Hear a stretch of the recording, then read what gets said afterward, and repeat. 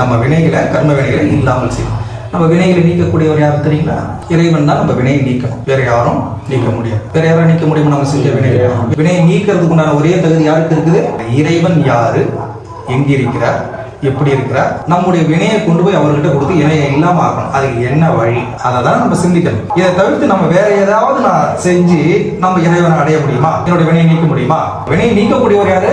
வேற யாரும் நீக்க முடியாது. இறைவன் யாருன்னு தெரிஞ்சுக்கிட்டு நம்ம வினையை நீக்கணும்னா அதை தான் நமக்கு உபதேசமா பாடல்கள் நிறைய கொடுத்துட்டு போயிருக்காங்க, ஆலய வழிபாடுகளை காட்டிட்டு போயிருக்காங்க. அதை தான் தெரிஞ்சுக்கணும். நம்ம இதை தவிர்த்து வேற எதுவும் தெரிஞ்சுக்க தேவையில்லை. வேற எதையாவது தெரிஞ்சுட்டு வேற ஏதாவது செஞ்சா அது மறுபடியும் ஒரு வினையா மாறிடும். இறைவனை ரொம்ப தெளிவா தெரிஞ்சுக்கணும். இறைவன் யாரு, எங்க இருக்கிறார், எப்படி இருக்கிறார், உண்மையை சொல்லி கொடுக்குறாங்க. ஒரு பள்ளிக்கூட பாடம் மாதிரி சொல்லி தராங்க, அவ்வளவுதான். உண்மையா கரெக்டா தெளிவா இதை தெரிஞ்சிக்காம அடுத்த ஸ்டெப் நீங்க எங்கேயுமே மேல போக முடியாது. உங்களுக்கு எங்கேயுமே தெளிவு கிடைக்காது, எல்லாமே குழப்பமா இருக்கும். திரும்பி திரும்பி நமக்கு சந்தேகம், குழப்பம் அப்படியே திரும்பி திரும்பி இங்கேயே சுத்திக்கிட்டு இருக்கும். இறைவன் யார் அப்படின்னு கேட்டீங்கன்னா, இந்த பிரபஞ்சத்தை படைத்து இந்த பிரபஞ்சத்தை காத்து இயக்கிக்கிட்டு இருக்கிறார். ஒரு தூணிலும் துரும்பும் எல்லாத்துக்கும் இயங்குறதுக்கு காரணம் எதுன்னு கேட்டீங்கன்னா, ஒரு பவர், ஒரு சக்தி இல்லையா? அதுக்கு பேர் தான் இறைவன் சொல்றேன். இந்த பிரபஞ்சத்தையே படைத்து ஒருத்தர் இயக்கிக்கிட்டு இருக்கிறார். இந்த உடம்பு யார் கொடுத்தது? இறைவனா கொடுத்தாரு. அப்பா அம்மா நம்ம உடம்பு கொடுத்தா இந்த உடம்பு இயங்குமா? இந்த உடம்பு இயங்குறதுக்கு ஆதாரம் எது? உயிர் தானே. உயிர் கொடுத்தது யாரு? பிரபஞ்சத்தையே படைத்து ஒருத்தர் இயக்கிக்கிட்டு இருக்காருன்னா இந்த உடம்பு நம்ம செயல்பட்டு இருக்கு இல்லையா? நம்ம இந்த உடம்பை தான் பார்த்துக்கிட்டு இருக்கோம். தவிர இந்த உடம்பு இயங்குறதுக்கு காரணமா ஒருத்தர் இருக்காரு இல்லையா? அவர் தெரிஞ்சுக்கணும்ல. இப்ப இந்த பிரபஞ்சத்தையும் படைத்து இயக்கிட்டு இருக்காருன்னா அவர் தானே இந்த உடம்பையும் இயக்கிட்டு இருக்கணும். வேற யாராவது இயக்க முடியுமா?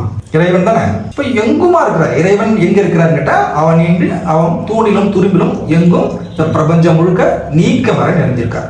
எப்படி இருக்கார்? நீங்க தெளிவு பெறாம நீங்க என்ன தெரிஞ்சுக்கிட்டாலும் உங்களுக்கு ஃபைனலா வந்துட்டு குழப்பமும் சந்தேகமும் வந்து நிற்கும். தெளிவா உங்களுக்கு கரெக்டா தெரிஞ்சுக்கிட்டீங்கன்னா, இதை தெளிவா தெரிஞ்சுக்கிட்டீங்கன்னா, எல்லா ஞானிகள், வேத புராணங்கள், இதிகாசங்கள், சித்தர்கள் எல்லாரும் என்ன சொல்லியிருக்காங்க? இறைவன் ஜோதியா இருக்கிறார், ஒளியா இருக்கிறார், காண்பரிய பேர் ஒளியே, சுடரே, மாசற்ற ஜோதி. இறைவனுடைய தன்மை அருட்பெரும் ஜோதின்னு வள்ளல் பெருமான் நேரா சொல்லிட்டார். இறைவன் எங்கும் நீக்க வரை நிறைஞ்சிருக்கார். எல்லாம் அணுவுக்குள் அணுவா ஒரு தூணிலும் துரும்பிலும் இருந்து இயக்குபவர், எல்லாத்துக்கும் காரணகர்த்தா இறைவன். அவரு அருட்பெரும் ஜோதியா இருக்கார். இறைவன் எங்கும் நீக்க வரை நிறைஞ்சிருக்கிறார். எல்லாத்தையும் இயக்குபவர் அவர் தான். அவர் அருட்பெரும் ஜோதியா இருக்கார். சொல்லியிருக்காங்க வள்ளல் பெருமான் அருட்பெரும் ஜோதின்னு சொல்லியிருக்காங்க. அது சரிதானா நம்ம செக் பண்ணலாம் இல்லையா? எங்க போய் பார்ப்பீங்க, எங்க போய் சொல்லுவீங்க, எங்க போய் பார்க்க முடியும்? நமக்கு முன்னாடி இருந்த ஞானிகள், மகான்கள், சித்தர்கள், இறைவனை அடைந்தவங்க, இறைவனை பார்த்தவங்களா இருக்காங்க இல்லையா? அவங்க இறைவனை எங்க பார்த்தாங்க? உயிரா இருக்காரு. இப்ப உயிரா இருக்காருன்னு சொன்ன இல்லையா? இப்ப இறைவன் பேர் ஒளி, எங்கும் நீக்க வரை நிறைஞ்சிருக்கார். பேர் ஒளி பரமாத்மான்னு வச்சுக்கோதான். எங்கும் நீக்க வரை நிறைஞ்சிருக்கு பரமாத்மா. அந்த பரமாத்மாவிலிருந்து அந்த சின்ன ஒளி ஜீவாத்மா தான் நம்ம ஜீவன். இப்ப இந்த ஜீவாத்மா வேற, அந்த பரமாத்மா வேற இல்ல. அந்த பேர் ஒளியிலிருந்து வந்தது சின்ன ஒளி. ரெண்டும் ஒண்ணு தானே, இந்த அளவுல தான் வித்தியாசப்படுது. ஆனா அந்த தன்மை ஒண்ணு தானே. பரமாத்மா இறைவன்னா இது ஜீவாத்மா, இதுவும் இறைவன் தானே.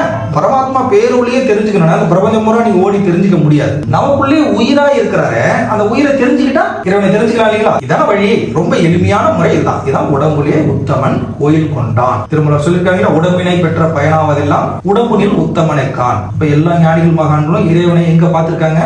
அவங்கவுங்க உடம்புக்குள்ளதான் பார்த்திருக்காங்க. இப்ப நாம எங்க இறைவனை பார்க்கணும்?